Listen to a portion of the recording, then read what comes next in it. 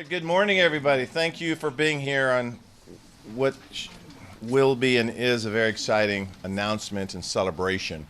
I'm only going to introduce, we have several stars that are going to speak, and I'm not referring to myself. The first star will be Nakita Venus, the Executive Director of Seattle's LGBTQ Center. Thank you for welcoming us to your home, where all the action happens for our advocacy. Many of you know Nakita has extensive experience in community advocacy and organizational leadership and community engagement, and truly committed to this fight that we're all in together.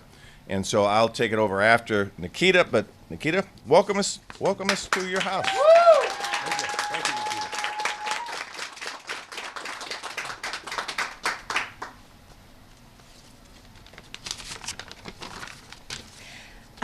First off, thank you so much, Mayor Harrell, for that introduction, and thank you to everyone here today for joining us at Seattle's LGBTQ Plus Center. And I am honored to welcome you all here today and joining us in our space and the place we like to call home. The center has been supporting local 2S LGBTQIA plus community for 30 years now. We are lucky to be located in Capitol Hill with a lush legacy of queer and trans activists who made this city what it is and continue to be a place of belonging for so many of us. The center started with individuals providing HIV testing at the height of the AIDS epidemic when our government would not. We expanded our services and reach to what you see today, a community center and clinic, with over 12 programs dedicated to centering the needs of our most marginalized, namely trans, Black, and brown adults and youth. And over the next 30 years, we will continue to grow in our services, meeting the needs of more unhoused folks, more sex workers, more trans people.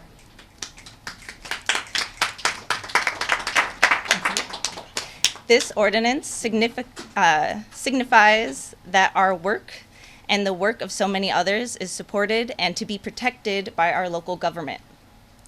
While I am not surprised by the continued widespread political attacks on our queer and trans community, I am anxious, angry, and tired. I am tired that our community has to be this resilient, this consistently, for this long. But we are, and we will continue to make it through all this next set of challenges the way we always have, by being in community with one another. We know our queerness and our transness deserves to be honored and celebrated. We know our joy is beautiful, and we know our rights are worth defending.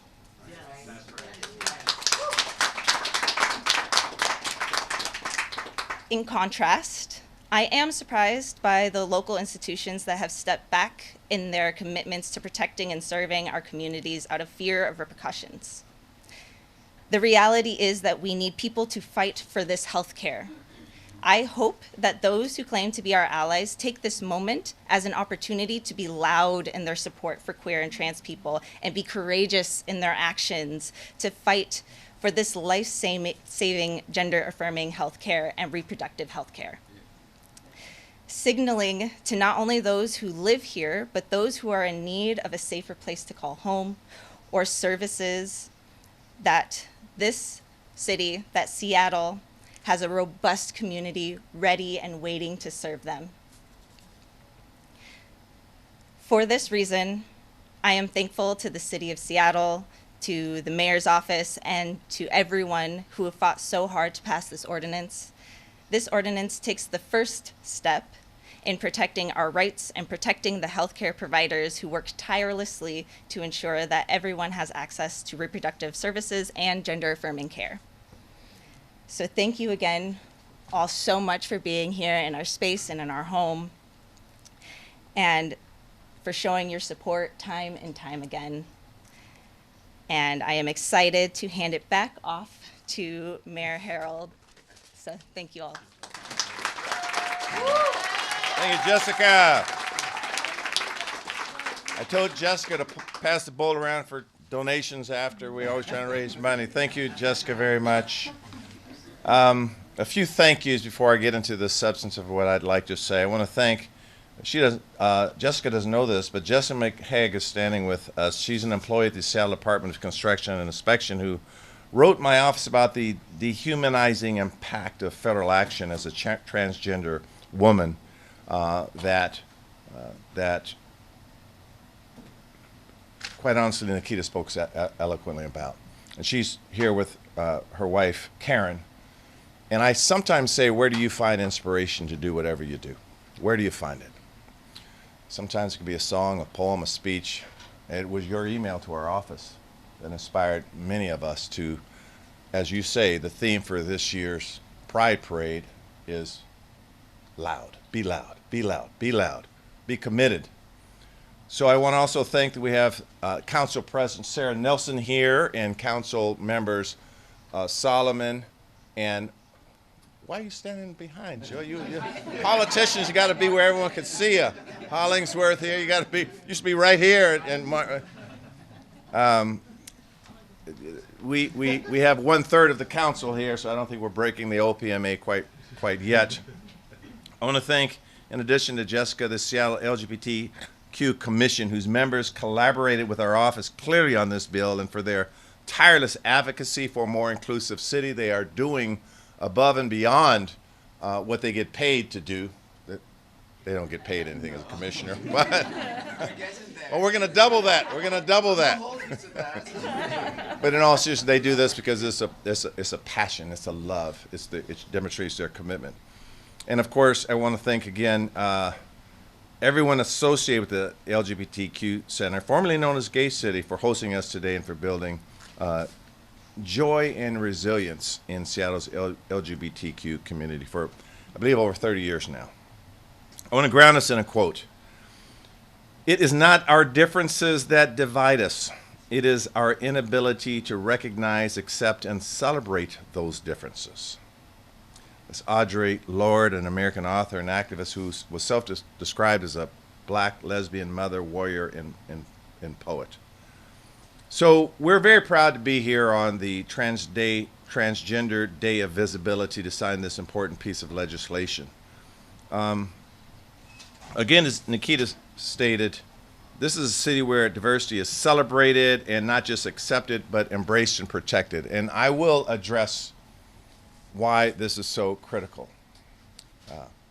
We all know what we saw last week in the University District. A heinous, extremely disturbing crime against a transgender human being that, to some extent, is a sign of what we're dealing with right now. I'm glad that our police department made a quick arrest, and we're still looking for more people capable of inflicting such pain and joy, and pain and hurt. But I have to say this: that's a physical altercation. That's violence, and sometimes the pain inflicted on individuals is not seen with a scar; it's seen with the emotional wear and tear on a human being. And so when we talk about accepting and embracing members of a community, we have to talk about protecting as well. That's right. And that's what this codifying the SHIELD law into our municipal code is intended to do.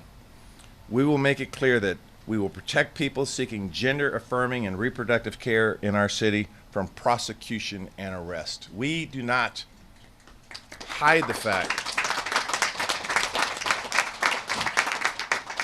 We do not hide the fact that we love our LGBTQ community. Not just embrace, we love. That is part of our DNA here.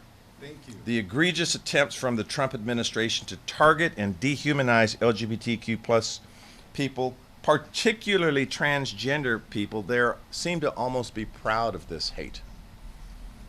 And I think Nakita said, using a lot of your speech in my speech, by the way, it wasn't in my notes.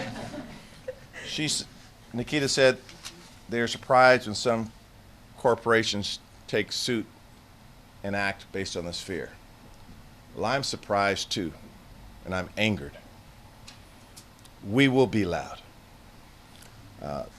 This is our opportunity, and so I just want to be crystal clear that LGBTQ plus people and anyone seeking protected health care services deserve to be treated safely with dignity and respect.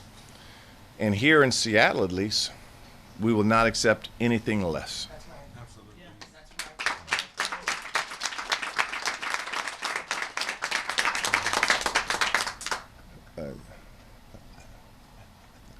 I'm sort of seasoned in this young group of people here.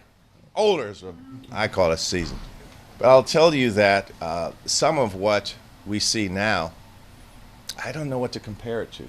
And what I have to tell people in many demographics is this: 2025 has to be our year. We have to look at this as an opportunity to sometimes articulate that which we believe in almost an unprecedented level of intensity. Maybe we have been asleep at the wheel a little bit. Maybe we have taken certain rights and protections for granted. Not this year. So this legislation, and I again stand proudly with at least 3 members of the council, but I know they represent all 9 members when they come here, and we've got the president here who's nodding her head. So together we are going to be loud. And during our great Pride Parade, and you're going to hear from Patti, I think this is our last speaker, we're going to be loud, and we're going to show this country how we get down here in Seattle. All right? All right. Next, you're going to hear from Kody Allen, the co-chair of the Seattle LGBTQ Commission, who makes a grand salary in this position of 0 with this leadership, which means Kody does it because it's the right thing to do. Kody's a social worker for youth care, which just celebrated the ground breaking of the Constellation Center last week here in Capitol Hill, and I was so proud to be a part of that. And Kody's passionate about making a positive difference in the lives of LGBTQ youth and marginalized groups, and very grateful to have Kody's service to our city. Kody Allen.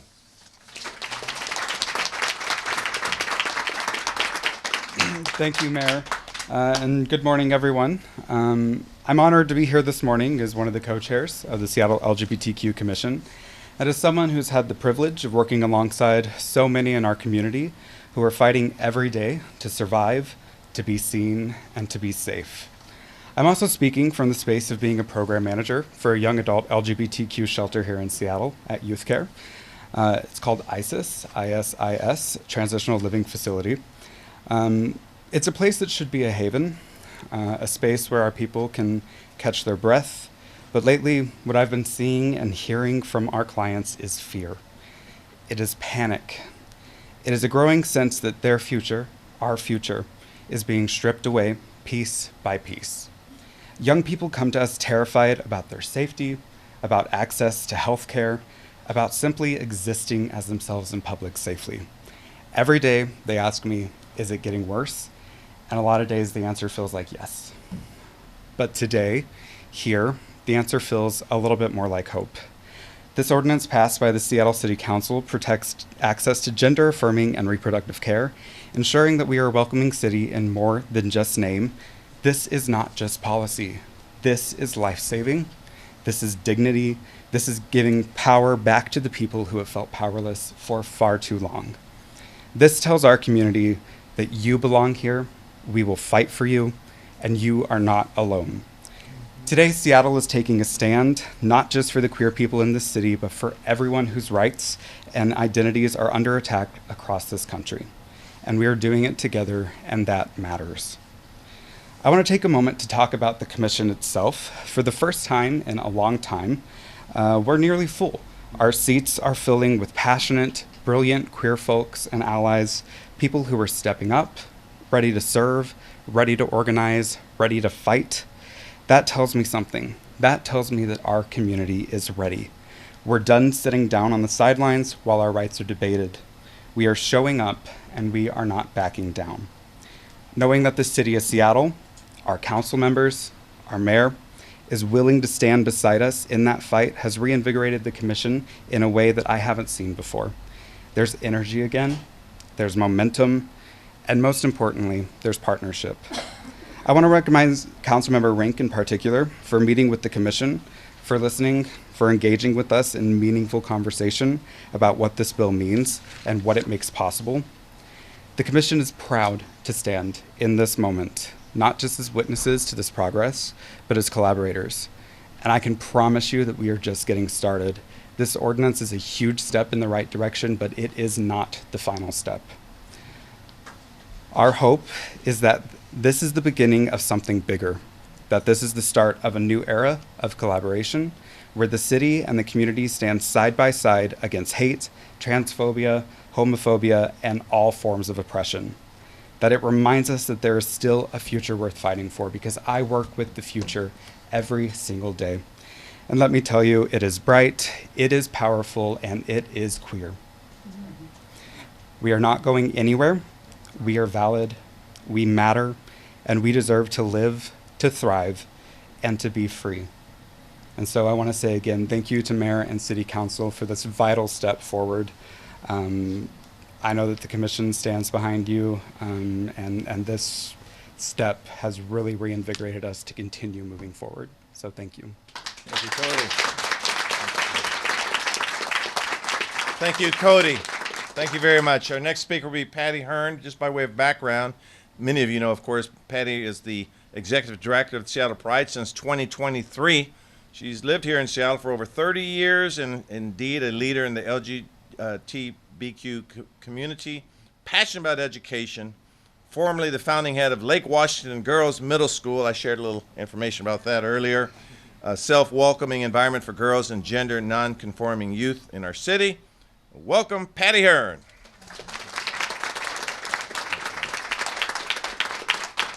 Thanks, everybody. Thank you, Mayor Harrell. My name is Patti Hearn, she, her pronouns, and I have the honor now of serving as the Executive Director of Seattle Pride. Today, I'm really excited to be here in community with you all as we take this important step forward together. And, you know, I think this ordinance speaks to so many of us because whether you grew up here or you lived here for a long time, fled here as I did over 30 years ago, Seattle is a haven for so many queer and trans people.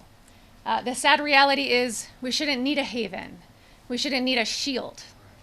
But the reality is that our rights are under attack, coordinated attack across the country. And we must defend those rights and we must defend our communities. It's particularly notable as we honor Trans Day of Visibility and we honor all of the leaders who paved the way for us to be here, made it possible for us to be here, who continue to lead today, and who are facing attacks on their very existence. And, you know, they need dignity, and everyone needs dignity without condition and without question. And that's what this ordinance is about. Visibility matters, but more than visibility, we need protection, affirmation, action, and advocacy. Those must follow. And as you heard, the theme for Seattle Pride for 2025 is louder. We mean a lot of things by that. One of the things we mean is that we cannot afford to be quiet. And we cannot afford to stand by. We cannot afford to wait and see. We will not be silenced. We will stand up, we will speak up, and we will fight back. And we will do it with love and joy and community and solidarity, as you have heard from everyone here today.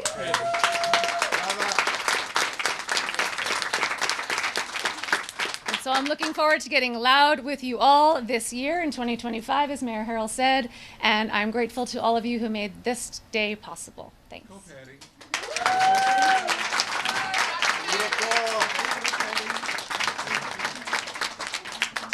Thank you very much, Patti. So in closing, and we're going to sign some legislation, pass out some pens. I was recently asked a few weeks ago about being a welcoming city. And many of you might have seen the mayors Johnston and Johnson and Adams and Wu speak in D.C. They were summoned into D.C. to defend their status of Denver, Boston, New York, and where am I missing? Chicago, of being a welcoming city. Clearly we are on that list. But I, in talking to folks, said it's important to mean what you mean by that welcoming. And when we looked at the LG, you know, I haven't had a day off in 21 days, so sorry I'm not on my A game this morning. It's Monday. You're doing great. Okay, thanks, Jessica. I'll take it. When I said in reference to this legislation, of course we welcome everyone, our LGBTQ IA+. See, I could go all the way if I want. Because we're proud. It goes beyond just welcoming. This is who we are. So we're not going to back down. We will be louder, Patti, because again, this country is starving for leadership on this issue. It's incredible what we're seeing right now. We will fight together. We will be louder, and we will keep this. We are playing the long game. And when we see this hate that we saw in the university district, that reminds us that it's not just hugging one another, it's protecting as well. So with the city council's leadership, with my administration, but most importantly, with this community, we are following, as politicians, we follow your lead. Make no mistake about that. You are leading the way. We have to be humble enough to accept that. Okay, I'm getting too serious now. So, having said that, the fight continues. I'm going to sign this legislation. I'm going to give it, how many pins do I have? Uh-oh. I'm going to give it to the 4 closest people standing next to me when they get it. And we are on our way, Seattle. We are on our way. Thank you very much. We'll do some questions after.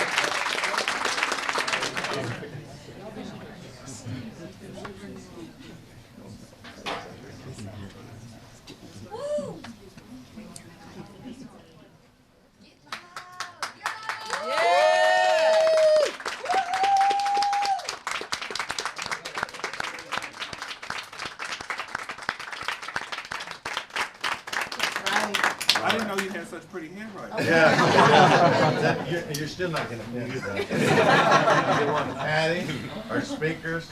You know. Kody? You got a pen. Can I give this one to a non-speaker? Oh, non-speaker, yeah. Well, no, Nakita. Uh-oh. Yeah.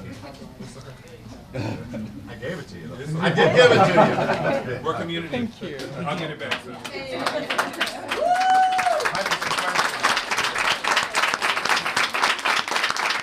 Are there any questions from the press? All right. Are there any questions before we take some more pictures? Good. Yes, please. From a young person who lives in the university district. Yes. A reporter for the Seattle Gay News. Do you have any recommendations for how we can make an impact online? And it's busy every single day, right? We all have busy lives. So what can we do that you would do just maybe a little bit every day, even just something to think about to really make a difference and try to make Seattle more welcoming in the everyday? Yeah, and I really appreciate that question because we have to remind ourselves that some of the greatest political movements in this country were done by the youth. You look at them, they weren't old like me. They were in their 20s, sometimes their teens.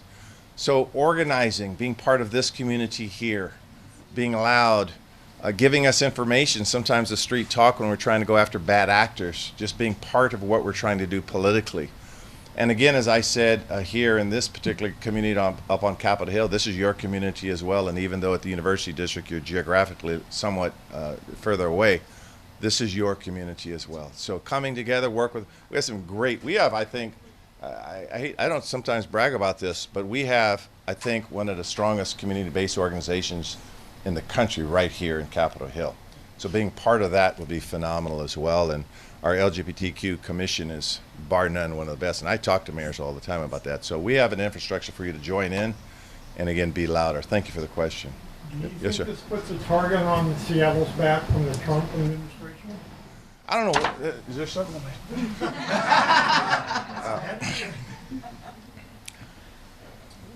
With this community, we're prepared to fight